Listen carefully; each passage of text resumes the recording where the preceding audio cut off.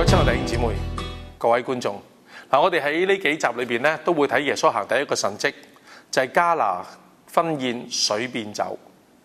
原來結婚咧係要付好大代價嘅。大家知道喺印度裏邊咧，如果咧女嘅嫁俾男嘅嫁妝唔好咧，唔夠咧豐富嘅話咧，可能俾男家咧嚟帶去放棄，甚至揾火燒佢哋。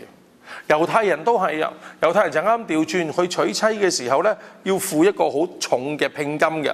所以大家記唔記得雅各咧，當佢要娶自己所愛嘅表妹嘅時候咧，要為自己嘅外父做7年嘅工作，因為點解咧？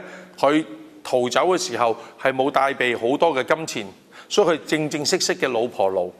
如果一個人當佢嚟到去擺酒，啲人覺得啲菜式唔好，酒席唔好，啲酒唔夠靚嘅時候咧，佢就俾人哋嚟到去咒罵，甚至俾人哋嚟到去排斥嘅。所以佢哋要好辛苦，就預備豐厚嘅筵席。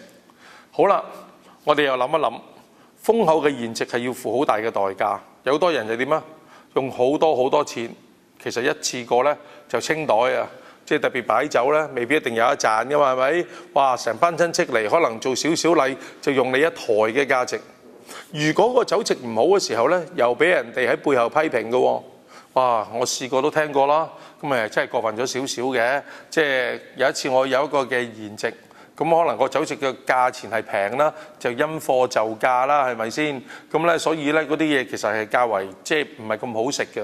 咁啲人就話：喂，大佬，我做幾百蚊人情，俾啲咁啲嘢我哋嚟好食嘅？哇，係咪啊？過分咗啲。咁當然其實我哋就唔應該用呢個態度，但係呢個人性自然嘅表現。好啦，我睇到耶穌。